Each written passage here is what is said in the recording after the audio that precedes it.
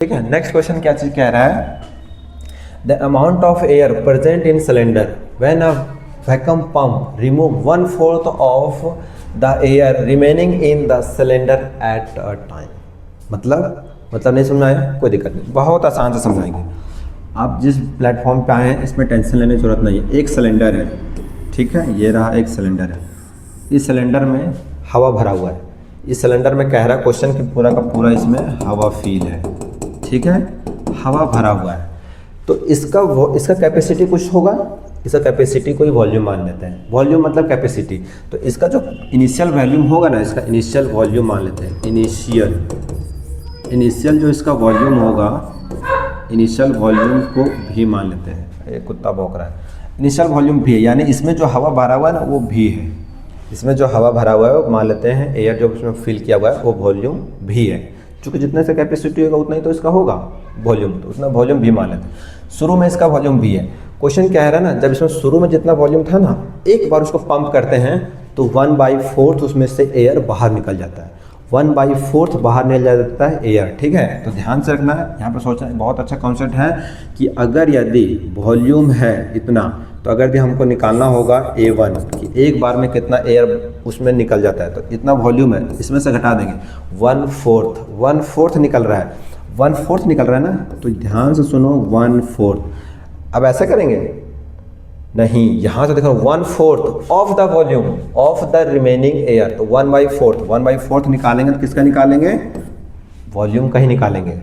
1/4 इसमें से जो होगा आपका स्टार्टिंग, अच्छा एक मिनट सुन लो, एक मिनट, यहाँ से अगला ना कंफ्यूजन हो जाएगा आपसे। चलो स्टार्टिंग इसमें था आपका ए था, ठीक है, स्टार्टिंग में A1 शुरू में था, इसमें फर्स्ट में ए था। अगर हम बात करें सेकेंड का, तो सेकेंड बार कितना बचेगा, स्टार्टिंग में इतना था तो सेकेंड स्टार्टिंग में इतना था, एक पंप मारेंगे 1/4 वॉल्यूम, 4th एयर उसमें से बाहर निकल जाएगा। तो एयर रिमेनिंग का बोला है, रिमेनिंग का 1/4। तो वॉल्यूम स्टार्टिंग में तो इतना था, इसमें से 1/4 घटेगा किसका, रिमेनिंग का। तो रिमेनिंग कितना था, मेरा वॉल्यूम शुरू में तो इतना ही था ना, तो रिमेनिंग का 1/4 निकलेगा। कॉन्सेप्ट इसको ध्यान रखना। बहुत बच्चे इसमें क्या करेंगे ना, वॉल्यूम में से 1/4 घटा देंगे तो लिख देंगे सर इतना 3 वॉल्यूम माइनस 1/4, जो कि ये गलत है। ऐसा नहीं होगा, ऐसा हो ही नहीं सकता, ठीक है। ये आप गलत कॉन्सेप्ट से पढ़ लिए हैं या गलत तरीके से आपको किसी ने बता दिया है। तो इसको रिमेनिंग वॉल्यूम का होगा, इसके नीचे कुछ नहीं है तो नीचे हम 1 मान सकते हैं। अब दोनों कैल्शियम लेंगे तो क्या आएगा 4, ठीक है, तो 4 हो गया। अच्छा इसको थोड़ा सा और बड़ा कर देते हैं।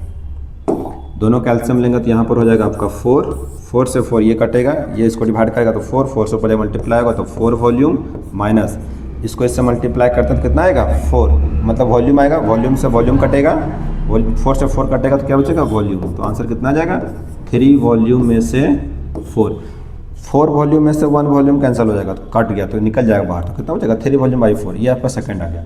अब अगर बात करें A3 कि अगले बार फिर से हम पंप करेंगे रिमेनिंग का, तो मेरा बचा कितना है, मेरा बचा इतना, इसमें बचा हुआ कितना है तो 3/4।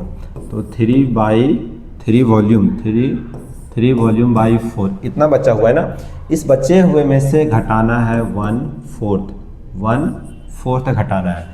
तो 1/4 किस में से घटाएगा, 1/4 मेरा रिमेनिंग कितना बचा हुआ था, रिमेनिंग इसका बचा हुआ था, तो रिमेनिंग वॉल्यूम सही बचा था। रिमेनिंग वॉल्यूम कितना है तो 3 वॉल्यूम/4, ठीक है। देखिए ये समझ में आया है। रिमेनिंग पहले स्टार्टिंग में वॉल्यूम भी था तो चलो लिख दिए, ये तो समझ में आ गया। स्टेशन से 1/4 पंप करके बाहर निकालें, तो 1/4 निकालेंगे ना तो वॉल्यूम का पिछला वाला का 1/4 निकालेंगे, पिछला वाला का ही 1/4 बाहर निकाल देंगे तो ये निकल के आ गया, इतना रिमेनिंग बचा। अब इसमें से 1/4 निकालेंगे, इसी का बचा हुआ, इसमें से 1/4 घटाएंगे, इसी का 1/4 घटाएंगे, जो आएगा तुम्हारा ये वाला आएगा। दोनों कैल्शियम लेंगे तो कितना आएगा 3 वॉल्यूम/4 माइनस इसको मल्टीप्लाई करेगा तो 3 वॉल्यूम/4 4 जा 16, ठीक है। तो यहाँ कैल्शियम लेंगे तो आएगा 16 इक्वल टू इससे से कटेगा तो आएगा 4। 16 को 4 से डिवाइड करेंगे तो 4 जब ऊपर से मल्टीप्लाई होगा तो ये डायरेक्ट लिख देते हैं 12 भी माइनस इसको इससे काटेंगे तो 1। देखो 16 को 16 से डिवाइड करेंगे तो 1 जब ऊपर के साथ मल्टीप्लाई होता है तो ये आएगा 3 वॉल्यूम, ठीक है, इसको सॉल्व कर देते हैं। इसको जैसे सॉल्व करेंगे 3 वॉल्यूम में से 9 वॉल्यूम गया तो 12 वॉल्यूम में से 3 वॉल्यूम गया तो कितना देगा 9 वॉल्यूम बाई में 16। ये कटेगा तो है नहीं, तो इसको ऐसे छोड़ देंगे। क्या देखो चेक करो, क्या ये एपी में है? मेरा फर्स्ट टर्म फर्स्ट ये आ गया, सेकंड ये है और थर्ड ये रहा। क्या इन सबको चेक करके देखो क्या वॉल्यूम सबका सेम आएगा कि नहीं आएगा। अगर यदि सबका कॉमन डिफरेंस सेम आएगा तो समझ लो कि ये वॉल्यूम जो निकल रहा था ना इसमें से 1/4 कर करके वो मेरा एपी के फॉर्म में आ गया है या एपी के फॉर्म में निकाला गया है। तो चेक कर लेते हैं। हमको तो नहीं दिखा है कि एपी में होगा, क्यों नहीं होगा? चूँकि वी है, वी में से 100 घटाएंगे या फिर 100 घटाएंगे, किसी को भी घटाएंगे तो नहीं आएगा। चलो चेक कर लेते हैं, ठीक है। कॉमन डिफरेंस अगर ये सेम आएगा तो A2 माइनस A1, ये A2 है, ध्यान से A2 माइनस A1, कोई 9 मत समझना, A2 माइनस A1, ठीक है। A2 माइनस A1 है, यहाँ से कर देते हैं A2 माइनस A1, घटा कर देख लेते हैं A2 माइनस A1 कितना है 3/3 वॉल्यूम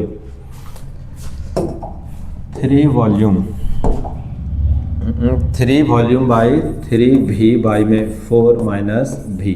चेक कर लो, इसमें से कुछ नहीं, नीचे 1 है, दोनों कैल्शियम लेंगे तो 4 आएगा, 4 से 4 कटेगा, बचेगा 1 ऊपर जाकर मल्टीप्लाई होगा तो 3 वॉल्यूम माइनस इससे से डिवाइड करेंगे 4 जगह मल्टीप्लाई होगा तो ये हो जाएगा तुम्हारा 4 वॉल्यूम। इसको सॉल्व करेंगे 3 वॉल्यूम में से 4 वॉल्यूम गया, प्लस माइनस माइनस नंबर का माइनस होगा तो इसमें आएगा तुम्हारा -1 वॉल्यूम बाई में 4, इतना आ गया।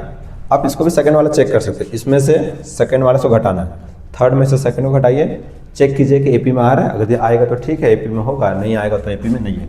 हमको तो यहाँ तक उम्मीद पक्का है कि नहीं होगा एपी में, क्योंकि नंबर बहुत आगे डिफरेंस में है, लंबा डिफरेंस में है तो वॉल्यूम नहीं होगा।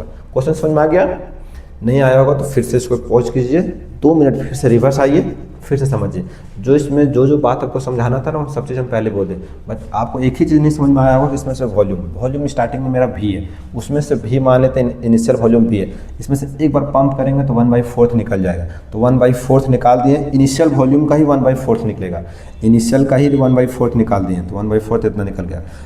अब इसमें जब 1/4 निकाल दिया था, इतना ही तो बचा है, इस टंकी में इतना ही बचा है, इस सिलेंडर के अंदर इतना वॉल्यूम बचा है। अब इसका 1/4 निकालेंगे तो इतना लिखेंगे 1/4, फिर जितना जो बचा है ना इनिशियल का, मतलब रिमेनिंग जो बचा है उसी का 1/4, तो मेरा रिमेनिंग इतना बचा था, इसी का 1/4 हम घटाएंगे इसका इनिशियल में से। अब मेरा इनिशियल ये बन गया, अब इनिशियल ये बन गया तो 1/4 घटाएंगे जो इनिशियल का ही 1/4, या बोल सकते हैं रिमेनिंग का 1/4। ऐसे सॉल्व कर देना है, आ जाएगा आंसर, ठीक है। नेक्स्ट, अगर देखो the amount of money in the account every year when इतना रुपीज इज डिपॉजिटेड, ये सब एनसीईआरटी का क्वेश्चन था, ये वाला और इससे जस्ट पहले वाला भी, at the compound interest eight 8% per annum. देखो क्या है ना, कोई एक अमाउंट है, मनी है, ठीक है, एवरी ईयर इतना डिपॉजिट करता है, इतना रुपया वो क्या करता है, डिपॉजिट करता है at a compound interest 8% per annum. इतना रुपया 10,000 है, 10,000 रुपये कहीं पे जमा करता है 8% के रेट से पर एनम। क्या वो उसको एपी के फॉर्म में मिलेगा? जो उसको इंटरेस्ट मिलेगा या जो उसको अमाउंट मिलने वाला है, क्या वो एपी के फॉर्म में मिलेगा हर साल उसको क्या सेम इंटरेस्ट मिलेगा या फिर सेम अमाउंट के रेट में बढ़ते चलेगा? इसको चेक करते हैं, चलिए ठीक है। तो यहाँ पर बोल रहा है पहला ईयर, फर्स्ट ईयर जो है ना इसका, जो ये मेरा जो फर्स्ट ईयर है। अच्छा, तो सबसे पहले कॉर्नर में लिख लो, इसका फॉर्मूला होता है क्या चीज़, अमाउंट बराबर होता है P × 1 + R में 100 का पावर T मान लो या N मान लो N कर देते हैं। N का मतलब टाइम होता है, ठीक है, T का मतलब टाइम होता है। अब ये है तो पहला साल देख लेते हैं, पहला साल कितना मिलेगा। फर्स्ट ईयर में मेरा अमाउंट कितना है, फर्स्ट ईयर में अमाउंट है, इसको थोड़ा सा इधर कर देते हैं ताकि आपको समझना आसान हो जाए। फर्स्ट ईयर, ठीक है, ये ईयर है, ईयर लग रहा है ना, फर्स्ट ईयर जो पहला ईयर है, तो पहला मेरा ईयर कितना है अमाउंट, तो अमाउंट हम पहला निकाल लेते हैं यहाँ से। ए बराबर प्रिंसिपल कितना है 10,000 1 प्लस आर कितना है 8% अपॉन में 100, ठीक है। यहाँ पे लिख देते हैं 1 क्यों लिखेंगे, चूँकि n का वैल्यू पहला ईयर का निकाल रहे हैं तो n है, ठीक है। तो ये हो गया, यहाँ से देख लेते हैं। अब इसको हम यहाँ से निकाल देते हैं सेकेंड ईयर मतलब सेकेंड टर्म। सेकेंड ईयर का क्या करेंगे, तो यहाँ का जो अमाउंट निकलेगा, वो कितना निकल के आएगा, तो 1,000 10,000 इंटू में 1 प्लस आर 8 में 100 का पावर 2। ठीक है, ये हो गया। अब ये हो गया सेकेंड ईयर का, ये है फर्स्ट ईयर का। अब थर्ड ईयर का भी साथ साथ में देख ही लेते हैं, थर्ड ईयर का भी देख लेते हैं, क्योंकि हमको कॉमन डिफरेंस निकालने के लिए ना कम से कम 3 टर्म चाहिए होगा, इसलिए थर्ड ईयर का भी निकालना पड़ेगा। 2 इसमें से इसको घटाएंगे तो कॉमन डिफरेंस कैसे पता चलेगा, तो अब वो थर्ड भी निकालना पड़ेगा। तो थर्ड निकालने के लिए हमको क्या करना पड़ेगा, अमाउंट इसका लिख देते हैं 10,000 इंटू में 1 प्लस आर का वैल्यू कितना है जी 8/100। ठीक है, इंटू में 3। ये समझ में आ गया। बस खाली वैल्यू पुट किए, पी के जगह प्रिंसिपल डालें, आर के जगह पर रेट डाले हैं और टी के जगह पर एन के जगह पर टाइमिंग डाल दिए। 3 साल तक का हमने निकाल दिया। 3 साल से पता चल जाएगा कि हमको ये एपी में अमाउंट मिल रहा है कि नहीं मिल रहा है। तो यहाँ से देखिए, अब इसको हम क्या कर देते हैं ना, घटाते हैं। A2 माइनस A1, चलो A2 माइनस A1 घटा के देखते हैं कि क्या आंसर सेम आता है, मतलब कॉमन डिफरेंस सेम आता है कि नहीं आता है। ठीक है, तो कॉमन डिफरेंस निकालने का ये होगा आपका common difference A2 minus A1। इसमें से इसको तो ध्यान से 10,000 1 प्लस 8/100 इसका पावर 1 है। आप इसको सॉल्व करके अगर कॉमन डिफरेंस निकालेंगे ना, इसको सॉल्व करेंगे, इसको सॉल्व करके, इसको सॉल्व करके, तो आपको कम से कम 15 मिनट टाइम लगेगा। एग्ज़ाम में 15 मिनट से कम नहीं लगेगा। और ये 15 मिनट का क्वेश्चन नहीं है, ये कम से कम 2 से 3 मिनट का क्वेश्चन है। 2 से 3 मिनट में आपसे बन जाएगा। तो यहाँ से देखो हमने क्या कर दिया है, सेकंड। अच्छा, सेकंड में से घटाना ना, सेकंड में से घटाना है तो इसको थोड़ा सा यहाँ से हटाना पड़ेगा। ठीक है, सेकंड में से घटाना है तो ये होगा सेकंड माइनस, चूँकि A2 माइनस A1, ये A1 हो गया, A2 A3। अब A1 हो गया मेरा कितना, देखो ध्यान से 1000 इंटू 1 प्लस 8/100, इसका पावर 1 आप लिख दिए। क्या इन दोनों में घटाते हैं, देखिए यहाँ पर 2 है, यहाँ पर भी हमको दिख रहा है कि 1000 है, तो कॉमन ले लेते हैं 1000। ठीक है, कॉमन यहाँ से 1000 ले लिए। और कुछ कॉमन आएगा, 1 प्लस 8/100 है, यहाँ भी 1 प्लस 8/100 है। यहाँ पर तो एक पूरा निकल जाएगा, तो यहाँ पर एक बचा रहेगा। तो यहाँ से हम निकाल सकते हैं कॉमन 1 प्लस 8/100। ठीक है, 100 इतना बड़ा ब्रैकेट डाल देते हैं इसी को। तो यहाँ पे क्या बचेगा, यहाँ पर ये 2 है, 2 बार इसको हम यहाँ पे चाहें तो इसको 2 बार तोड़ कर लिख सकते हैं, जिसमें से एक बार ये बाहर निकल जाएगा। तो 1/8/100। ठीक है, ये तो चल गया, इधर पे -1 ये बचेगा। इधर का कॉमन डिफरेंस ये आया, चेक करते हैं इधर का भी कॉमन डिफरेंस सेम आएगा कि नहीं आएगा। ठीक है, अब इधर से कॉमन डिफरेंस जो आएगा आपका A3 माइनस A2, इसका हम कॉमन डिफरेंस चेक कर लेते हैं कि कॉमन डिफरेंस सेम है कि नहीं। ठीक है, कॉमन डिफरेंस सेम। अब यहाँ से देखो A3 है, तो A3 कितना होगा 10,000 इंटू 1 प्लस 8/100 का पावर 3 है। घटा देंगे A2 मेरा कितना है, तो A2 ये रहा। इस A2 में यहाँ पर लिखेंगे 10,000 1 प्लस 8/100 का पावर 2 है। ठीक है, 2 है। अब ध्यान से देखिए, यहाँ पर हमको क्या कॉमन मिल रहा है, यहाँ 1000 है, यहाँ 1000 है, कॉमन बाहर जाएगा। कॉमन हमको माइनस से इधर लेना होता है, तो इधर पे निकल जाएगा। यहाँ पर 3 बार है, इसको हम चाहें ना इसको ब्रैकेट में 3 बार लिख सकते हैं, जिसमें 3 बार इधर है, इधर पे 2 बार है, तो हम 2 बार कॉमन ला सकते हैं। तो यहाँ से देख लेते हैं 10,000 को यहाँ से हम कॉमन लेंगे तो क्या निकल के आ जाएगा, 1 प्लस 8/100 का पावर 2। ये तो कॉमन आ गया, ये तो कॉमन आ जाएगा, इतना कॉमन आ जाएगा, क्योंकि यहाँ पर भी इतना मिल जाएगा, यहाँ पर मिल जाएगा। यहाँ पर एक ज़्यादा है, तो एक ज़्यादा है तो इसको एक वाले कहीं पे लिख देते हैं। तो 1 प्लस 8/100 माइनस इधर पे ये तो पूरा बाहर निकल चुका है, कॉमन बाहर आ चुका है, पूरा इतना आ गया।